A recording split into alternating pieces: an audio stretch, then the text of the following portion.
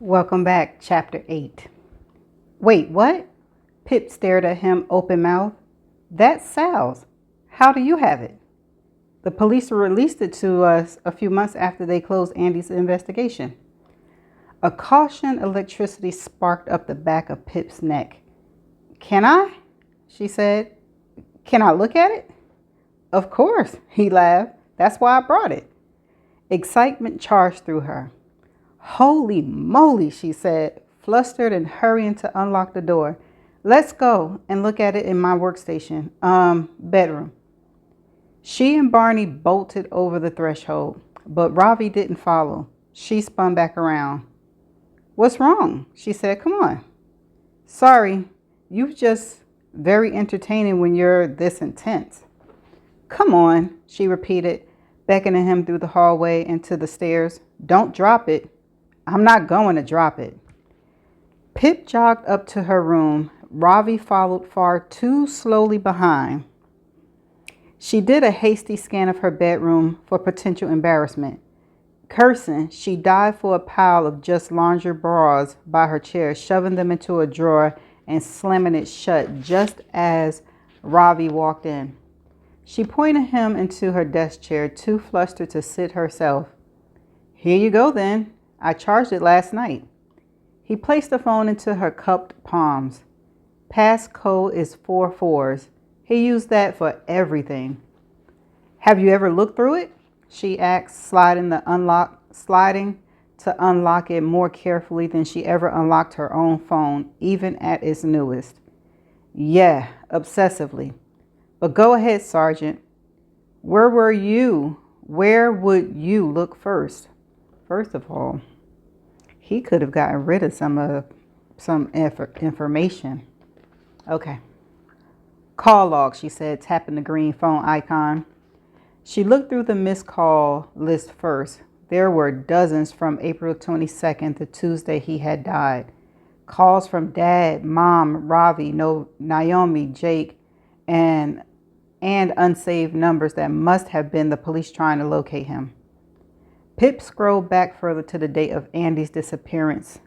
Sal had 2 missed calls that day. One was from Maxie Boy at 7:19 p.m., probably to ask when he was coming over. The other one, she read with a skipped heartbeat, was from Andy -3 at 8:54 p.m. Andy rang him that night? Pip said to herself, and Ravi said to herself and Ravi, just before 9? Ravi nodded. Sal didn't pick up, though. Pippa! Her dad's voice sailed up the stairs. No boys in the bedrooms. Pip's cheek flooded with heat. She turned so Ravi couldn't see and yelled back, We're working on my project. My door is open. Okay, that will do, came the reply. She glanced back at Ravi and saw he was chuckling at her again.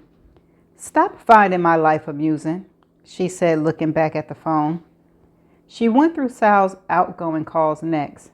Andy's name repeated over and over again. It was broken up in places with the odd call to home or Dad and one to Naomi on Saturday.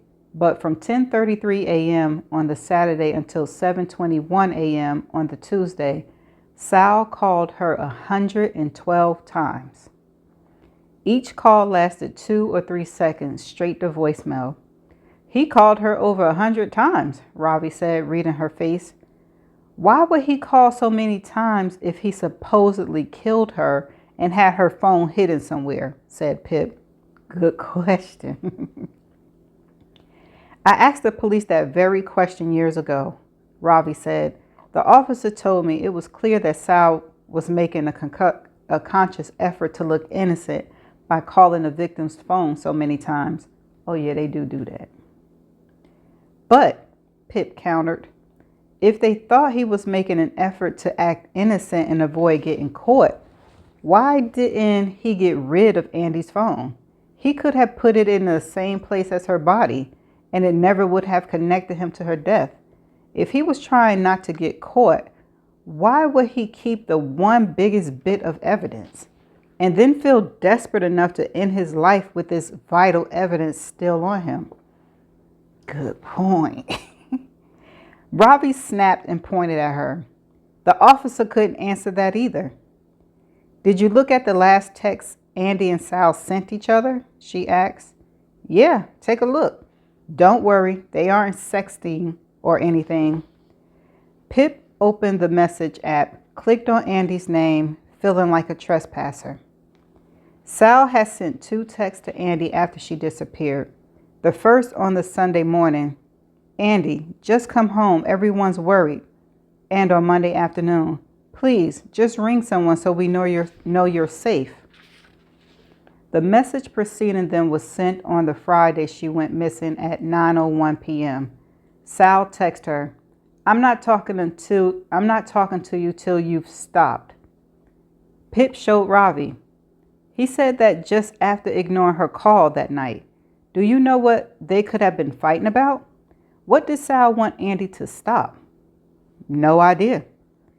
Can I just type this up really fast? She said, reaching over him for her laptop. She parked herself on her bed and transcribed the text, grammar mistakes and all. Now you need to look at the last text he sent my dad, Ravi said. The one they said is his confession. Pip moved over the conversation. At 10:17 a.m. on his final Tuesday morning, Sal said to his father, It was me. I did it. I'm so sorry. Pip's eyes ran over it several times, at the pixel of each letter, thinking. You see it too, don't you? Ravi was watching her. The grammar, Pip asked, looking for the agreement in Ravi's eyes. Sal was the cleverest person I knew, he said, but he texts like an illiterate, always in a rush, no punctuation, no capital letters. He must have had autocorrect turned off, Pip said, and yet, in this last text, we have 3 periods and an apostrophe, even though it's in lowercase. And what does that make you think? Asked Ravi. That maybe someone else wrote that text. Someone who added the punctuations themselves because that's how they were used to writing in text. Maybe they checked quickly and thought it looked enough like Sal's other messages because it was all lowercase. That's what I thought too. When we first got it back, the police just sent me away. My parents didn't want to hear it either. He signed. I think they're terrified of false hope. I am too, if I'm being honest. Pip scoured the rest of the phone. Sal hadn't taken any photos on the night in question, and none since Andy disappeared. She checked the deleted folder to be sure. The reminders were all about essays he had to hand in and one to buy his mom a birthday present. There's something interesting in the notes, Ravi said, rolling over on the chair and opening the app for her. The notes were all old. Sal's home Wi-Fi password, an app's workout, a page of internships he could apply for. But there was one later note written on Wednesday, April the 16th, 2014. Pip tapped into it. There was one thing typed on the page, 009KKJ. License plate number, right? Ravi said. Looks like it. He wrote that down in his notes 2 days before Andy went missing. Do you recognize it? Ravi shook his head. I tried to Google it, see if I can find the owner, but no luck. Pip typed it up in her log anyway, and the exact time the note was last edited. That's everything, Ravi said. That's all I could find. Pip gave the phone one last wistful look before handing it back. You seem disappointed, he said. I just hope there'll be something more substantial we could use. Inconsistent grammar and lots of phone calls to Andy sure make him look innocent, but they don't actually open any leads to pursue. Not yet, he said, but I wanted you to see it. Have you gotten anywhere with your interviews? Pip paused. Yes, she had, but part of that was Naomi's possible involvement. Her protective instinct flared up, grabbing hold of her tongue. But she knew if they were going to be partners, they had to be all in. She opened her capstone project document, scrolled to the top, and handed the laptop to Ravi. This is everything so far. He read through it as quietly and then handed the computer back, a thoughtful look on his face. Okay, so the Sal alibi route is a dead end, he said. After he left Max's at 10:30, I think he was alone because it explains why he panicked and asked his friends to lie for him. He could have just stopped on a bench on his walk home and played Angry Birds or something. I agree, said Pip. He was most likely alone and therefore has no alibi. It's the only thing that makes sense. So that line of inquiry is lost. I think the next step should be to find out as much as we can about Andy's life. In the process, identify anyone who might have had a motive to kill her. You read my mind, Sarge, he said. Maybe you should start with Andy's best friend, Emma Hutton and Chloe Birch. They might actually speak to you. I've messaged them both. Haven't heard back yet, though. Okay, good, he said, nodding to himself and then to the laptop. In that interview with the journalist, you talked about gaps in the case. What inconsistencies do you see? He asking a lot of questions, isn't he? Well, if you'd killed someone, she said, you'd scrub yourself down multiple times, fingernails included, right? Especially if you were lying about alibis and making fake calls to look innocent. Wouldn't you think to wash the freaking blood off your hands so you don't get caught red-handed, literally? Yeah, Sal definitely wasn't that stupid. And of course his fingerprints would be found in her car. He was her boyfriend, said Pip. Fingerprints can't be accurately dated. And hiding the body? Ravi leaned forward. I've always thought that was a stretch. If she's buried in the woods somewhere, how did Sal have time to dig a hole well enough that she's never been found? Okay, so he had time. But was it enough for that? Or any other way of disposing of a body? Pip added. And yet, this is the path at least resistance. The story everyone believes. It is, supposedly, she said, until you start asking the right questions. I know that's right.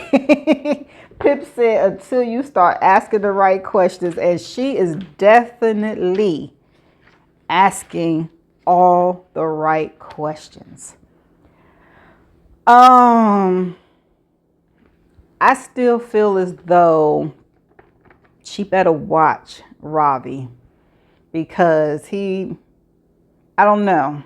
He just giving me that I want to be close to what you're doing so I can know what you got kind of vibe. And I mentioned it early. He could have done something to the phone. Something. Because it wasn't a disappointment. It gave some information, some clues and stuff like that. But how did he know? He said, how did he know his brother's password is all fours? Would his brother have told him the password to his phone, or did he see him perhaps? Or did he?